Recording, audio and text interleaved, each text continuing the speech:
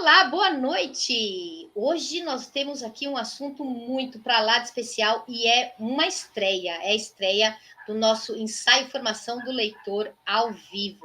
Então, se você está chegando aqui agora, fica com a gente, porque o nosso assunto hoje promete uma amplitude de discussões, de argumentos, de brincadeiras, de risadas, ou seja, tornar o processo da alfabetização, do letramento, da pedagogia, enfim, do ser humano de uma forma humana. Né? Nós já temos aqui uma galera com a gente. Boa noite, William. Seja bem-vindo aqui à nossa live. Então, quem estiver chegando, vai compartilhando e convidando as pessoas para virem aqui ao vivo, porque é uma oportunidade inenarrável de fazer perguntas, de participações, sugestões, né? Nós temos na nossa playlist do canal do Riso Curativo, do Instituto de Arte, uma sequência de vídeos falando sobre a questão do letramento, da literatura, da leitura, da psicanálise, da afetividade dentro desse mundo da literatura, não é, Malu? E aí a gente faz esse programa com o intuito realmente de humanizar esse processo. E sempre eu estou muito bem acompanhada, né, Malu? Seja bem-vinda. Boa noite. Então, como a Stefânia já disse, vai ser nosso primeiro quadro, né, ao vivo, onde nós vamos trazer uma pessoa para estar falando também sobre o assunto que hoje é o mais discutido na escola e o mais difícil de concretizar, que é como formar o leitor de fato. Esse eu acho que é um desafio mesmo para a educação. Os livros estão lá, os alunos estão lá, mas como formar o leitor, para que nós tenhamos, então, uma sociedade diferente, uma sociedade leitora que participe mais. Então, boa noite. Muito bem. Então, como eu já falei, convidem as pessoas.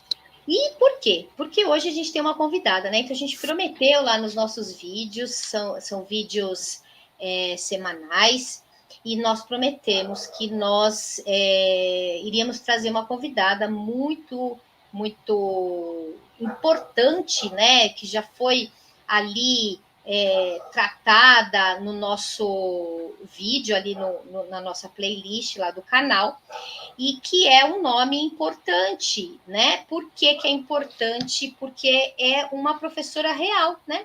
É alguém que está ali na lida, né? Do processo da pedagogia, no processo da escrita, no processo da gestão escolar. Então, assim, somos professores reais, e isso que diferencia esse nosso projeto. Então, eu vou chamar aqui e dar as boas-vindas para Eva Góes. Boa noite, Eva, tudo bem? Boa noite, tudo bom? Na primeira live, vamos ver o que dá. Obrigada pelo convite, obrigada aos participantes. O que vocês tiverem de dúvida, de proposta, a gente está sempre aí para discutir novas coisas. Isso mesmo, muito obrigada, Eva, por ter aceito o convite e por disponibilizar o material que nós vamos falar hoje também aqui, que é... eu vou contar no final. Nós já falamos dele no vídeo, mas quem não assistiu vai ficar sabendo aqui o material que a gente vai contar e que a Eva teve o capricho de fazer, né? Então, vamos lá. Quando a gente pensa, né, quando a gente fala que a nossa abordagem do nosso material é buscar dentro da pedagogia, dentro da psicanálise. Mas o que é da psicanálise? Qual é o recorte que a gente faz, né? Não é sob o ponto de vista da análise, né? Mas é do ponto de vista de observar o humano enquanto um ser afetuoso, enquanto um ser que se afeta, né? E a gente se afeta por várias formas e maneiras nesse mundo, né? Por isso que a brincadeira da chamada da live de hoje foi para todas as pessoas que são gente, né? Então, quando a gente fala de alfabetização, nós estamos falando de compreender um pensamento, né? Então, como assim? Então, quando a gente escreve, a gente está traduzindo na escrita o pensamento. Então, a alfabetização, eu posso observar a alfabetização espacial, a alfabetização numérica, ou na numerologia, que é uma ciência, na numerologia pitagórica. A gente pode ter uma alfabetização astrológica, que vai para além dos signos, né? Da gente ler a revistinha dos signos, mas a gente compreender a dinâmica do universo dos planetas, do movimento das estrelas, de compreender as galáxias, né? Então, ir para além dessa concepção de sermos um planeta isolado, né? Nós temos a alfabetização emocional, que essa é importantíssima para a gente lidar com a gente, né? Com a gente e com o outro que faz parte desse mundo da gente. E a alfabetização das letras, propriamente dita, que traduz os pensamentos, que traduz o nosso pensamento, né? E a gente pensa assim, pensando nisso daqui, nessa gama de possibilidades de alfabetização, eu queria perguntar para a Eva fazer uma provocação, né, na verdade, para a Eva, né? De entender como é que esse universo todo, né? Quando a gente fala de letramento, então para não distanciar o que é as definições, o que são as definições, como é que a gente entenderia a alfabetização e letramento na primeira infância? Como é que você entende esse universo, né? Bom, a gente primeiro entende que a primeira infância ela não é voltada necessariamente para uma alfabetização conforme a visão tradicional nos coloca. A gente não pretende que uma criança de 4, 5 anos já saia alfabetizada lendo, escrevendo de uma educação infantil. Mas a gente espera que ela tenha, assim, uma gama de conhecimentos ali para reconhecimento de símbolos, que ela consiga formar, reconhecer o seu próprio nome, algumas palavras, assim, mais principais para o dia a dia dela, porque tudo parte do letramento. A gente tem a perspectiva de que eu não ensino uma criança a ler e escrever apenas com códigos, porque o próprio ser humano ele se criou de outra forma. Então, se nós desenvolvemos a leitura e a escrita depois que nós já conversávamos antes de qualquer outra simbologia registrada, eu não posso simplesmente ensinar para o meu aluno o registro e esquecer os contextos. Então, eu preciso olhar a minha forma de vida, o meu contexto, onde eu estou inserido, qual é a significação que eu posso dar para uma criança, para depois eu mostrar para ela o símbolo. Quando eu trato ali com as crianças, ou os meus professores, que hoje eu estou fora da sala, né, que eles apresentam as letras na educação infantil, a gente trabalha com o percurso dessa letra, com as letras escritas em areia, com tinta, com materiais de massinha, para depois a gente mostrar no lápis. Isso já é um processo que parte bem do lúdico para depois eu chegar no registro escrito. Então, eu acredito que as crianças elas podem se alfabetizar cada um dentro do seu tempo, com os estímulos adequados, mas eu vejo na educação infantil o letramento como o principal caminho para que isso aconteça. Muito bem, muito bem, muito bem. Quando a gente pensa nessa questão da alfabetização, da forma escrita, né? Ela é uma das formas da tradução do pensamento. Mas quando a gente aproxima, né, um olhar sobre a linguagem verbal ou não verbal, ela traz bem a ilustração dessa sua fala, né, Eva? É isso mesmo. Muito bem. Malu, o que você comenta aí para a gente sobre essa importância da alfabetização da literatura e como a Eva trouxe para a gente? Bom, como a Eva já disse, né, que a importância da alfabetização está nesse contexto, está no entendimento, né, e isso também já traduz para a gente a importância da preparação desse aluno para a vida no mundo, né, fazer essa leitura de mundo, essa compreensão para a escola fazer essa formação completa. Então, nesse momento, nós estamos falando também de literatura. Nós sabemos a importância que é a leitura, a apresentação das obras, a apresentação dos textos em sala de aula para dar essa diversidade na leitura, para que o aluno ele possa, então, desde pequeno, conhecer, né, o recurso livro e começar a ampliar a sua leitura de mundo. Que quando nós lemos, nós temos ali pensamentos do escritor, do ilustrador, do conhecimento de outras pessoas que vêm trazendo para nós. Então, eu gostaria que a Eva comentasse sobre essa introdução da leitura dos livros de literatura desde a infância, mesmo para a criança que ainda não sabe ler, não domina as letras, como pode ser introduzida e qual a importância disso para a formação dessa criança, desse pequeno leitor, né, que está tendo contato inicial com essas letras. Bom, dentro desse contexto de educação infantil, eu vejo que a gente precisa introduzir desde o nascimento da criança. Para isso, a gente usa o livro objeto. Ele ainda não sabe ler, ele não sabe folhear, ele não reconhece os símbolos de desenhos que eu tenho ali, além dos símbolos escritos, mas ele reconhece um brinquedo, ele consegue tocar, ele consegue se aconchegar com aqueles livros que são mais fofinhos, mais emborrachados, ele consegue manusear aquilo ali. E são vínculos afetivos que ele vai criando com esse tipo de material. Ele vai se familiarizando e vai usando isso depois como uma ferramenta de busca para outros materiais similares.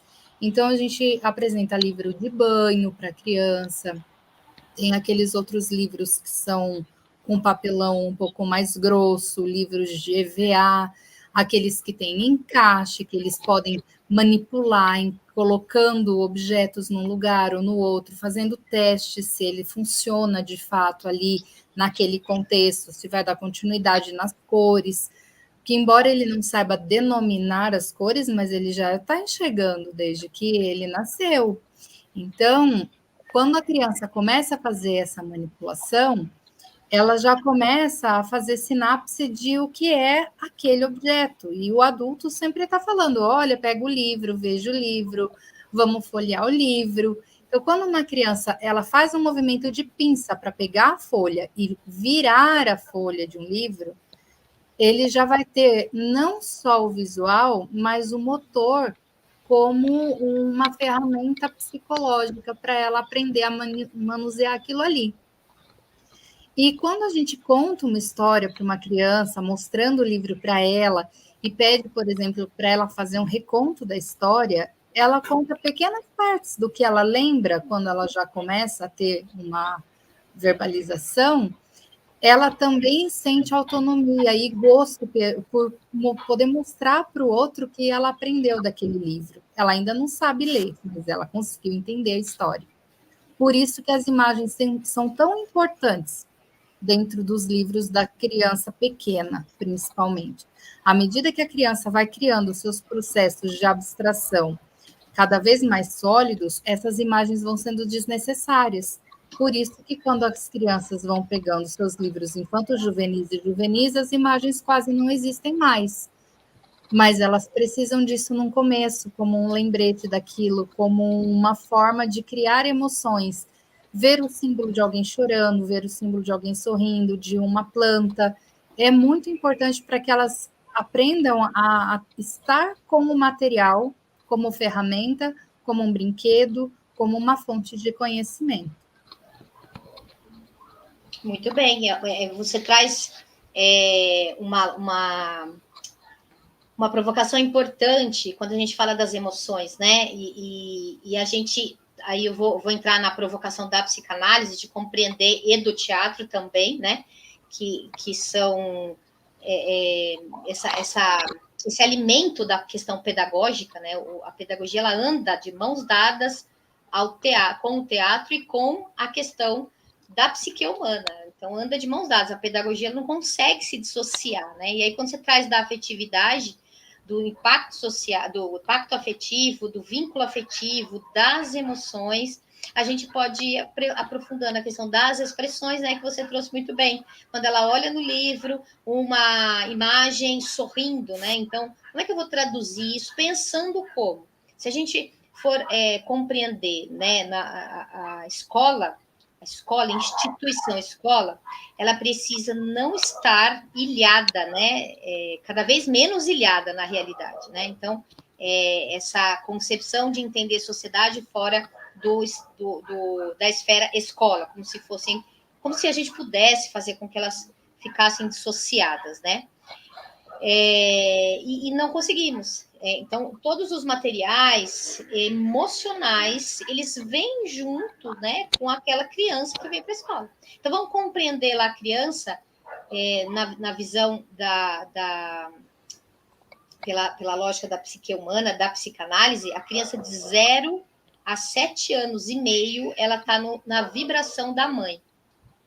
Então, a mãe é aquela, ou uma figura feminina, que pode ser a professora, que pode ser a avó, que pode ser a tia, ou a mãe, ou a madrasta. Não importa a figura, mas a figura feminina é a referência para esta criança, né? Enquanto aprender as emoções, aprender o nome das emoções, aprender o que está sentindo.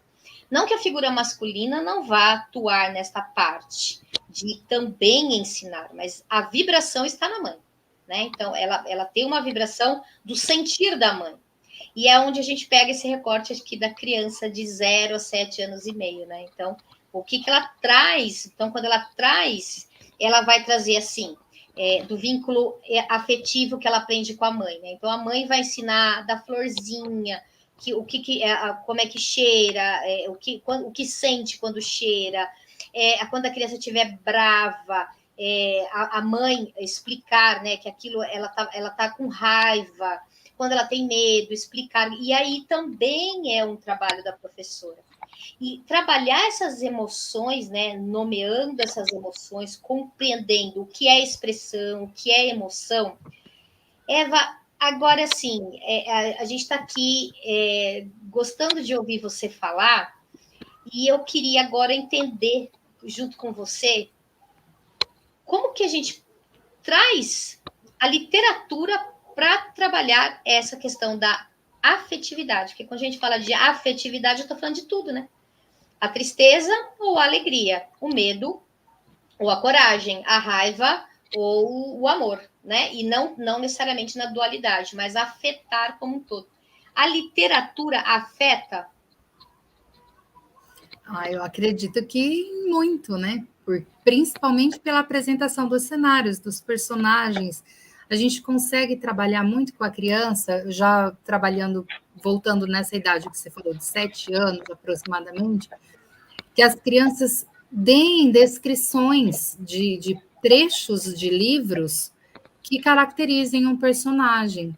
Palavras que vão trazer ali um sentimento, ele é malvado, ele é bom, ele gosta de ajudar os outros, ele gosta de tramar pelas costas dos outros, ele é interesseiro, não, ele gosta de fornecer mais informações, ele é curioso, olha, ele gosta das plantas, ele trata bem das plantas, ele cuida dos animais, ele toca música, isso é legal, deixa todo mundo mais tranquilo.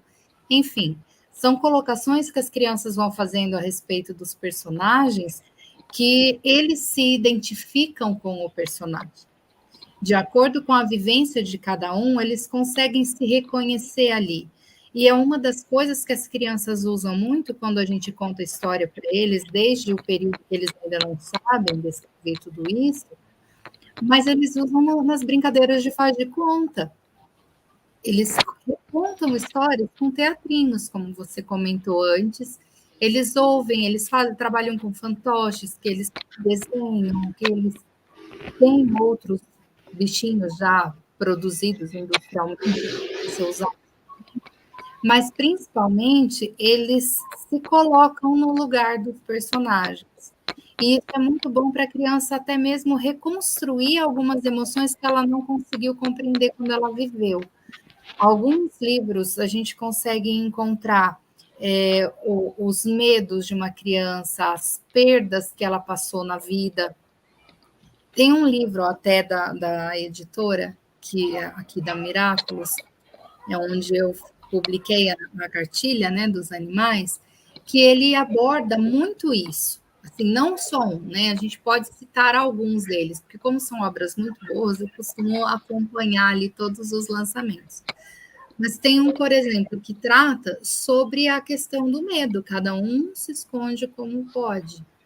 Então, eu tenho medo da chuva, eu tenho medo de um gato, eu tenho medo de um barulho que eu desconheço, eu tenho medo de ficar sozinho. O que é ter medo?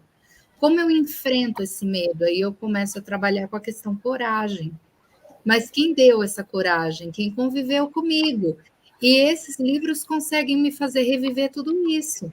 Livros que apresentam histórias de bullying, que apresentam histórias de cuidado mesmo, de afeto, de carinho. O que eu posso fazer pelo outro? Até onde eu consigo fazer alguma coisa porque eu me importo? O que eu me importar? Eu trazer o que tem fora para dentro de mim. Então, eu acredito que a gente tenha muito a rever com os livros e trazer para as crianças para elas se afetarem e para elas se reconstruírem se afetando com as histórias que outras pessoas contam. Muito bem, muito bem. É incrível, né? A literatura afeta, a gente responde nessa pergunta, né? Eu coloquei como uma pergunta: a literatura afeta? Afeta, né? Muito bem.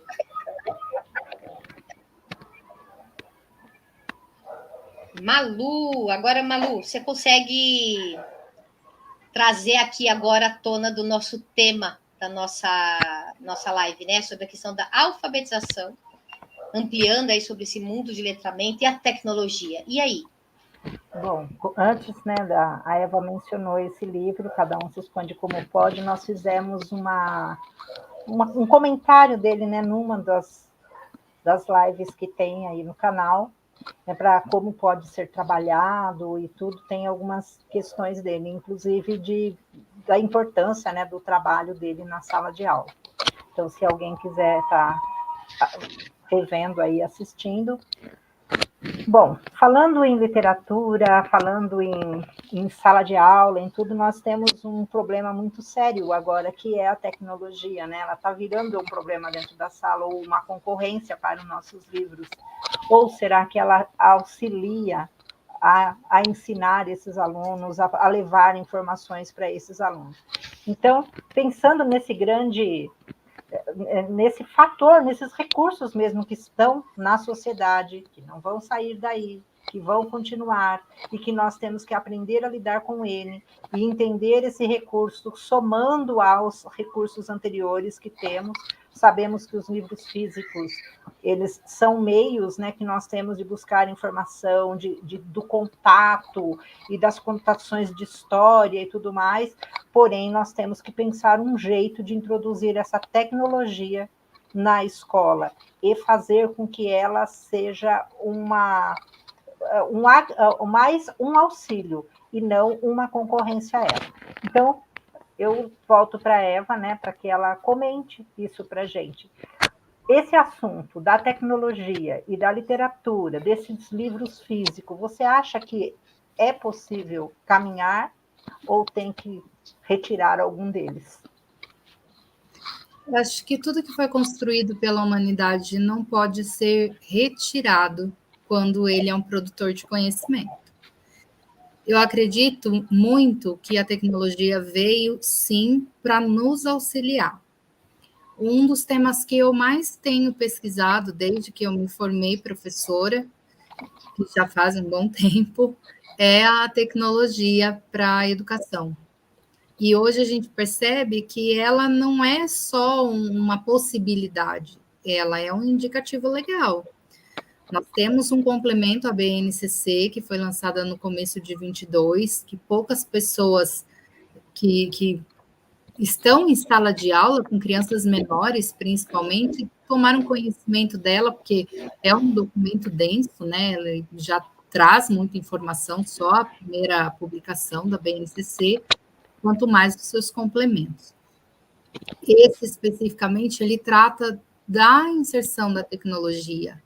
O que eu preciso apresentar para a minha criança para que ela tenha um letramento digital, a alfabetização digital. A gente escuta muito falar sobre a alfabetização enquanto processo de escrita, né? Codificação, decodificação, compreensão da escrita, mas a gente também tem a alfabetização matemática, com toda a simbologia dos números, dos sinais de soma, subtração, de fração, e a gente precisa que as crianças vão se apropriando dessa linguagem para entender aquele contexto, que entra também a alfabetização científica, alguns termos que a gente precisa aprender a usar, como é que o nosso mundo acontece, né? Quais as propriedades dele, quantidades, se eu preciso de uma luz, de um som, de um sol, eu tenho que saber um pouco mais. E a tecnologia está dentro do meu dia a dia. Se eu vou aquecer um lanche no micro-ondas, se eu assisto uma TV, se eu assisto um vídeo, como nós estamos produzindo agora, essa criança vai interagir com ele se ninguém apresentar? A primeira vez que eu abri a porta de um CPD para pôr uma criança ali dentro, o menino parou e ficou estático, que ele não conseguia entrar na sala, de tanta alegria de ver um computador na frente dele, porque na casa dele ele não tinha essa possibilidade. E a gente acha que é tão normal, né? Porque a gente está trabalhando com isso todo dia. E quanto a gente ainda não sabe. Quanto a gente ainda precisa perguntar como eu faço uma postagem, onde eu entro, o que é um streaming, o que eu posso produzir, como eu programo um computador. E a gente não tem esse costume diário de se perguntar como é que eu quero que uma criança faça se ela não for ensinada a fazer. Então, a alfabetização digital precisa, principalmente pela questão segurança. Eu preciso ir conscientizando o tempo de uso, os problemas que eu posso ter com excesso de uso, onde eu posso acessar, onde eu não posso, se eu posso dar uma determinada informação ou não das minhas informações pessoais para outras pessoas. Ter a noção de que o que eu estou publicando, como o termo diz, vai ficar público. Quem é o público que eu quero que veja? Eu preciso trazer essas reflexões junto com o ensino de como usar. Saber para que funciona uma determinada tecla do computador, do celular, como eu faço uma ligação, se eu uso para foto. Eu trouxe na alfabetização de matemática como proposta para o ensino fundamental um jogo. Mas como essa criança vai aprender uma conceituação de matemática, que era o meu objetivo ali dentro da minha pesquisa, quando eu fiz o mestrado, se eu não mostrar para ela como é que ela joga, quais são as ferramentas, quais as instruções, e ela vai precisar ler para isso. Então, eu vou casando as situações. Era um pouco de matemática, um pouco de alfabetização digital, um pouco de história. Um jogo normalmente tem uma história para ser seguida. Qual é o contexto, qual é o objetivo, quais os caminhos que eu preciso passar. E para eu criar uma história, eu preciso ter ferramentas. Como eu vou criar uma história se eu não conheço história nenhuma? Como eu vou criar um enredo novo se eu não tenho base de quê? Então, a gente vê muito a criação da própria curiosidade científica do aluno a partir de textos que eu preciso manusear, sim, no papel e preciso manusear, sim, no ambiente digital. Eu não posso mais desvincular. A internet das coisas estão aí. Dependendo do lugar, você chega próximo a uma porta, ela se abre sozinha. Por que ela se abriu sozinha? Alguém viu que eu estava chegando e apertou um botão para abrir. Ou, de repente, ela tem um sensor e ela foi mecanizada para isso. Ah, ela foi? Com que programa? Como eu programo isso? Então, meu pensamento dentro dessa área de tecnologia, ela se volta muito mais para a criticidade das coisas e para o questionamento das coisas. Mas eu não preciso perder minha fantasia da literatura por conta disso. Até a própria propagação das coisas pelo meio digital ficou mais fácil. Quando eu fui apresentar alguns livros para os meus alunos, hoje a gente ensina os alunos a fazerem, né? Mas na época, assim, aprendendo a fazer, eu escaneava os livros. Hoje a gente digitaliza pelo próprio celular, mas a gente usava pranchas de scanner ainda. Que quem não souber, dá um Google lá, procura que a tia já está passando da idade, já ainda usa ferramentas que hoje os mais novos nem sabem que existiram. Mas a gente escaneava os livros e transformava eles num PowerPoint, por exemplo. Publicava aquilo lá, no Scribd tem vários. Você conseguia ir clicando no canto da tela, fazia o movimento de virar a folha do livro. A criança via como se o livro estivesse funcionando na frente dela. Mas não é só isso. Isso eu consideraria para crianças neurotípicas. Mas tem crianças que não ouvem. E o meu livro digital pode ser um livro gravado. Eu posso contar histórias para essa criança através da tecnologia. Eu posso apresentar imagens para uma criança que ela consegue ver ali, ela consegue manipular alguma coisa que se ela não tivesse no mundo digital, talvez não desse. Se eu coloco um livro que tem um quebra-cabeça para montar, no físico, ok. Mas se eu não tiver esse recurso, eu posso pegar a página daquele livro e transformar num jogo para a criança brincar pelo computador e em inúmeras plataformas que são gratuitas, que eu não preciso ter custo para proporcionar isso para eles. Mas como que eu crio uma curiosidade se eu não tiver uma história? Se eu apresento uma história de um Frankenstein, coloco um desenho para eles assistirem, aquele anime ali vai me mostrar uma junção de vários pedaços de corpos que eu quase magicamente, ou por uma descarga elétrica, tal, voltou à vida e está lá funcionando. Depende da versão, né, da história. Mas será que isso pode acontecer de fato? Partes, eu posso juntar? Vai funcionar? O meu sistema circulatório funciona como? Ele vai passar de uma parte do corpo para outra? O meu sistema respiratório, a mente daquele ser que estava ali é compatível com a estrutura física daquele corpo? Poderia executar ou não? Então, eu já vou entrar aí em questões biológicas, psicológicas. Então, eu acho que a tecnologia, ela pode substituir o professor se o professor não preparar muito bem a sua aula. Mas pode ser uma ferramenta que enriquece muito e vai trazer as crianças cada vez mais para perto do mundo educativo, porque ela vai ter muito mais possibilidades do que ela teria só com o livro físico. Mas muito do digital partiu do livro físico, então eu preciso aprender a me concentrar, a ler, a entender a proposta, para depois eu partir para um campo que eu estou aprendendo também. Seria uma mescla complexa, mas que hoje é necessária e não vai mais voltar atrás. Acho que mais ou menos. É muito, muito bem colocado toda essa linha do tempo que você fez, essa linha temporal. Eu pediria para a gente pensar o seguinte: o quanto a tecnologia ela já existe há tanto tempo na nossa história também, né? Quando a gente pensa no cinema, por exemplo, no todo o universo audiovisual, quanto tempo as pessoas, né? Tem o primeiro filme, quando registraram o trem em movimento, né? Os irmãos Lumière, que as pessoas assustaram dentro do cinema, né? E aí você trouxe essa questão do jogo. Então, o quanto as pessoas se afetaram pelo movimento do trem em direção supostamente a eles, pela tela, né? E aí vinha da tecnologia da fotografia, então da imagem. E aí você falou um pouco sobre esta questão, né? Já de usar essa lógica do mundo virtual com o mundo, vamos dizer, não dá para dizer mundo real, né? Mundo virtual, mundo real. Vamos colocar aí o mundo físico, né?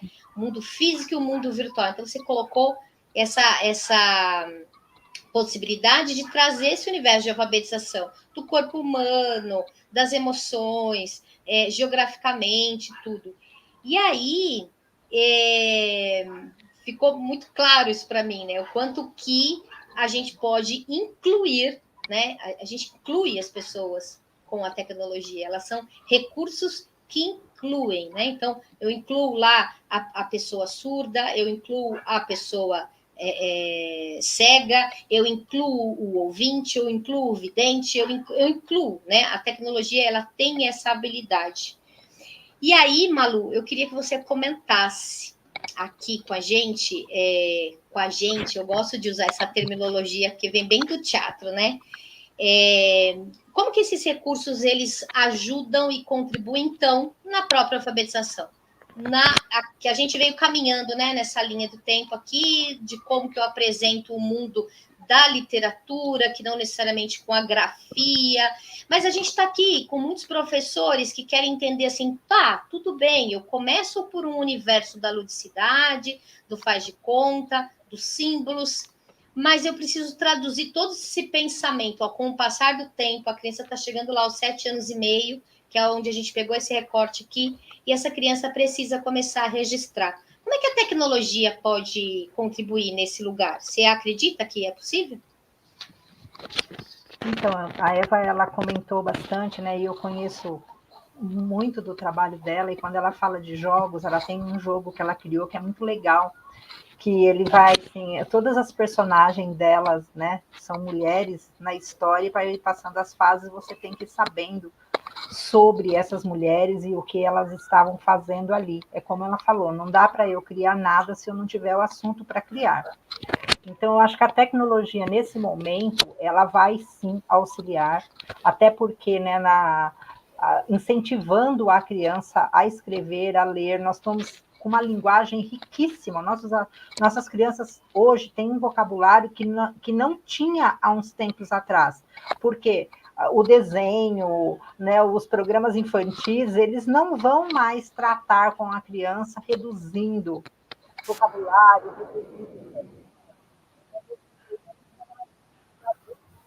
Malu, o seu som sumiu para a gente. Não, sumiu para a gente. Ou parece que ele desconectou, alguma coisa assim. Acho que agora voltou. Voltou? Voltou. Então, hoje, os desenhos que a gente assiste, né, os adultos também gostam, exatamente porque não há essa infantilização mais. Então, aproveitar todo esse vocabulário, e vamos pegar os livros e começar, então, a mostrar para essa criança como conversar, como se comportar, né, nesse mundo adulto. E eu gostaria de perguntar para a Eva, né, para a gente não estender muito também agora, eu acho que ela já respondeu quase tudo, e hoje não é dia da gente ficar falando, porque nós não vamos perder a oportunidade de ouvir uma pessoa que tem, assim, domínio sobre o assunto. E sobre esses jogos, esses personagens, essa tecnologia como recurso, como tem uma pergunta ali também, ela favorece a linguagem para a alfabetização, ela junta em algum momento, né, eu ter essa linguagem da computação e eu também ter a linguagem, né, da leitura do mundo. Como que você vê isso dentro da alfabetização, dentro dessa contribuição? Bom, vamos ver se eu entendi bem a pergunta. Você quer saber a questão de um jogo, como é que eu consigo fazer com que uma criança se alfabetize junto a ele? Isso? Como auxilia toda essa literatura, esses jogos e essa linguagem computacional, se ela vem favorecer, se ela vem capacitar essa criança, que é inclusive uma pergunta que está ali já no chat para você. Então, já responde as duas coisas. Então, assim, eu vou fazer um apanhado, se ficar faltando alguma ponta, vocês me dão um toque. Eu vou partir da pergunta que eu estou lendo ali e introduzo a questão jogo no meio da resposta. Bom, a linguagem computacional, ela é lógica. Então, eu preciso ter a minha formação em abstração matemática muito bem estruturada para eu conseguir fazer um programa. eu preciso ter a noção de onde eu saio, onde eu quero chegar e qual caminho eu preciso percorrer. Dentro da linguagem, no caso, linguagem computacional, é bastante abrangente, porque, assim, se eu for falar sobre uma linguagem de programação, eu tenho N plataformas de linguagem, tanto as visuais quanto as mais escritas, então eu preciso escolher qual é a linguagem. No caso do jogo que eu programei, foi um desafio gigante, porque eu comecei aprendendo a programar com ASCII, dentro do ambiente do DOS, ainda a telinha toda preta, era bem a unha mesmo. As primeiras páginas de internet em HTML que a gente montava, nossa, hoje a gente dá um clique, aparece um botão que vira, que acende. A gente tinha que colocar 6 códigos para aparecer uma cor. Se eu for falar de linguagem de computação, um caractere para aparecer a minha letrinha A, aí eu preciso de 6 códigos de desligado e ligado juntos numa determinada sequência para ele aparecer em minúsculo ou maiúsculo. E um é diferente do outro. Então, essa linguagem binária aí, para eu saber se vai passar um impulso elétrico ou não, é a linguagem que a minha máquina vai entender. Então, eu vou tratar essa linguagem computacional do modo mais abrangente enquanto linguagem de máquina. Eu tenho um sistema operacional, que é a minha interface, para que o que eu quero falar para o meu computador executar, a minha máquina entenda. Quando eu digito alguma coisa, o meu computador vai aparecer uma parte digitada para mim.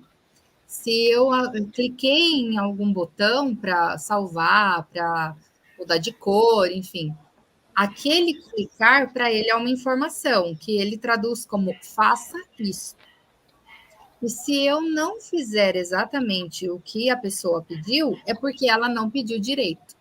O computador ele vai executar exatamente o que você pediu. Então, você precisa saber o que você pede. É isso que a gente trabalha muito no pensamento computacional. Você tem ali pilares para desenvolver uma lógica, você precisa desmembrar problemas em partes menores para conseguir ir resolvendo cada parte, depois aquelas partes se juntarem com todo. Você precisa ter um raciocínio voltado para a formação de informação. E a minha linguagem escrita e falada precisa disso. Se eu vou escrever uma história, eu preciso ter começo, meio e fim. O meu leitor precisa entender, senão eu tenho um ruído. Eu não tenho sistema operacional entre o que eu escrevo e o que o meu leitor vai ler. Mas a minha linguagem é uma codificação. O próprio livro é uma tecnologia, né? Porque antes eu não tinha nada, depois passei para as cavernas, depois até passar por Gutenberg e chegar nos livros digitais que eu tenho hoje, eu tenho um caminhão de procedimentos para dominar. Então, eu vejo que essa questão de linguagem computacional, ela vai me ajudar na linguagem também, porque eu preciso ler, interpretar e saber o que é que eu estou escrevendo ou falando. Eu não consigo mandar o computador fazer alguma coisa se eu não souber em que linguagem ele vai me entender. Se eu leio um texto, eu preciso entender o que está escrito, que é a linguagem ali direta, mas eu preciso ler as entrelinhas. Um computador não lê entrelinha. Eu preciso saber essa diferença. Senão, eu corro o risco de pedir para ele fazer uma coisa que vai virar do avesso. Eu recebi um vídeo esses dias de um professor e amigo meu que mostrava justamente isso. Um pai foi brincar com a criança falava para o pai, vamos fazer um sanduíche. Pega o pão, abre o pão, mas abre como? Você abre o saquinho ou você abre o pão? O pai abriu o pão, que foi o que ele mandou. Passa aí a manteiga e agora come. Mas o que é o comer? Você vai passar a manteiga onde? Então, o pai passou a manteiga, era para abrir o pão, ele passou a manteiga, mas passou a manteiga no rosto, ele não falou onde. Era para deixar claro para a criança que você precisa determinar onde, quando, por que você está falando alguma coisa. E o jogo não é diferente. porque você tem que ter uma lógica para cada jogo que você joga. No caso do jogo que a Lu citou, que ele se chama Kogoka, eu fiz em homenagem assim ao sobrenome nosso de família, e tinha uma filha pequena na época, que ainda não é tão grande, mas eu a usei como personagem para mostrar a importância de uma mulher na sociedade, o que a diferença que ela pode fazer. Usei todos os contextos históricos para caracterizar a personagem. Isso vai estar mais dentro do texto que está escrito. Mas dentro do jogo, eu enxergo isso pela linguagem visual que eu coloquei em cada uma das personagens ao desenhá-las. A personagem é a mesma, mas ela tem um objetivo claro. Ou ela acerta a questão, ou ela erra a questão. Ela só tem esses dois caminhos dentro da linguagem do computador. Não dá para ela fazer diferente.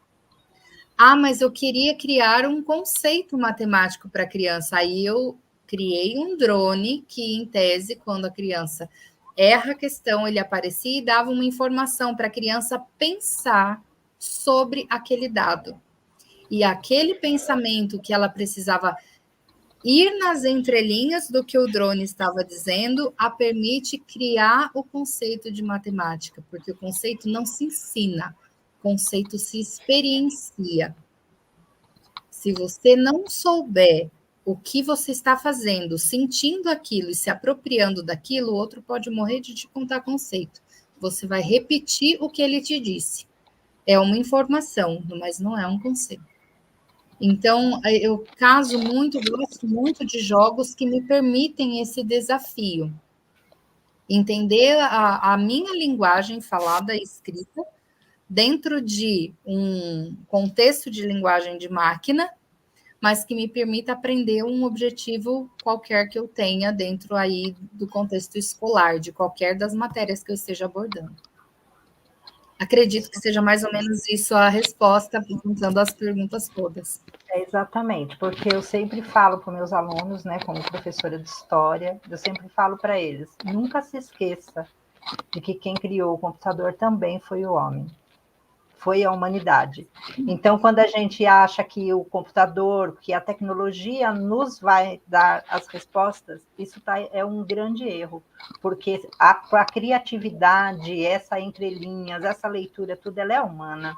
E até mesmo a criação desse computador, ela também é humana. Então, quando eu não tenho essa ferramenta, eu preciso saber resolver meus problemas.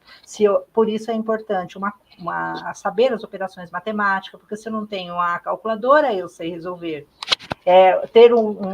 Saber ter uma leitura, né? Porque agora tudo parece que a gente que depende do computador, depende da tecnologia, e se não tiver tecnologia, não sabemos resolver problemas. E a criança tem que começar a entender isso, que ela é mais um recurso criado pela humanidade. E como mais um recurso, talvez ela seja vencida daqui a alguns anos por outros recursos que virão, se formos criativos e entendermos essa realidade presente para poder criar futuro, porque se não entendermos tudo isso, fica difícil, né, imaginar como criar daqui para frente. Então, eu acho que você respondeu, foi maravilhoso todas as questões. Posso fazer um complemento? Só uma curiosidade a respeito de homens e mulheres, porque a gente sempre tem aí essa dualidade, né? O computador foi criado pelo homem. Homem, humanidade, fato, não se questiona. Homem, também. Charles Babbage criou a primeira máquina de calcular. Mas quem fez a máquina de calcular funcionar foi Ada Lovelace, que era filha do Lord Byron, a primeira mulher programadora da história, que sem ela o primeiro computador não teria funcionado conforme funcionou. E ela foi criada num ambiente voltado para a cultura. O pai dela era um poeta inquestionável e ela era uma programadora, criando algoritmos para uma máquina de calcular. Então, é muito legal você poder estudar a história e conseguir ir identificando que as coisas vão muito mais além do que a superficialidade. Uma palavrinha que a Lu me disse agora fez aí pensar num contexto histórico maior, né? A importância dos dois, a gente não tem como valorizar só homens ou só mulheres. Talvez a gente puxe mais para a capacidade feminina, porque o homem historicamente já é reconhecido, e a mulher nem tanto, pelas divisões sociais, enfim. A Luzia conhece melhor que eu isso, e a gente está dentro da sociedade aí vivendo isso. Mas a gente tem capacidades iguais, e a gente pode desenvolver projetos assim e ir pensando o que eu posso fazer de novo a partir disso. É legal que não é uma área muito procurada por mulheres, né? A área de tecnologia, robótica, engenharia, mecatrônica, mecânica. Ainda nós temos mais homens que procuram, mas isso não quer dizer que não possamos. E tudo é questão cultural e de formação, né? Então, vamos começar a incentivar nossas meninas. Pois Exatamente. Esse era o objetivo de caracterizar a boneca do jogo, que as crianças não chamavam de Isa Koguka. A minha personagem era a bonequinha. Então, era a bonequinha que ia para todos os lados e era assim que eles brincavam com o jogo. Muito bem, muito bem. E assim, né, com a gente encerrando essa conversa, ela tá tão boa que se não tiver o contador aqui, a gente vai embora, né? Mas a gente encerra com esta fala, né, muito bem elaborada, da Malu, da Eva, trazendo essa concepção histórica, compreendendo a questão de afetar, né, com a bonequinha, com a questão das dualidades e entendendo que a tecnologia ela é formada, construída, elaborada pelo ser humano e que a tecnologia ela vem para agregar, mas que o livro físico, a escrita à mão, ela anda junto, sim, com o processo da tecnologia.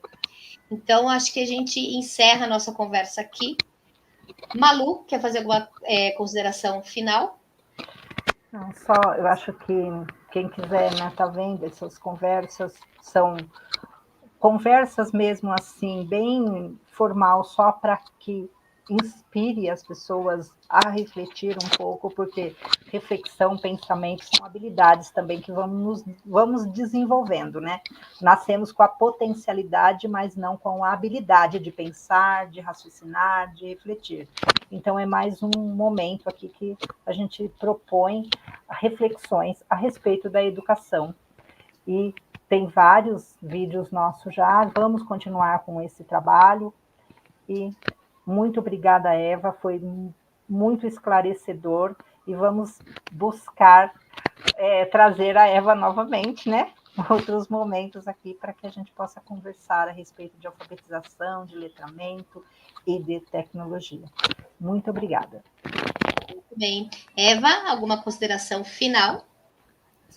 Bom, eu gostaria de agradecer muito o convite, me sinto muito honrada de poder trazer um pouquinho das coisas que eu pesquiso, um pouquinho da minha realidade do dia a dia. A gente sempre está em processo de aprendizagem, eu tenho acompanhado alguns vídeos já também de vocês, tenho sempre buscado mais informações sobre esse assunto, são coisas que eu gosto de estar aprendendo para poder partilhar depois, então eu gosto muito de ouvir. E muito obrigada pela oportunidade de hoje, de ouvir e de falar, e a gente compartilhar os saberes. São habilidades diferentes. Muito bem. Então, muito obrigada a todos que contribuíram, que estiveram presentes aqui conosco. Compartilhem o nosso canal, compartilhem esta live, porque a ideia é pessoas inspirando pessoas. E para isso, precisamos de pessoas. Então, grande abraço, um grande beijo e até o nosso próximo encontro. Certo? Então, beijo para todos e até mais. Até mais.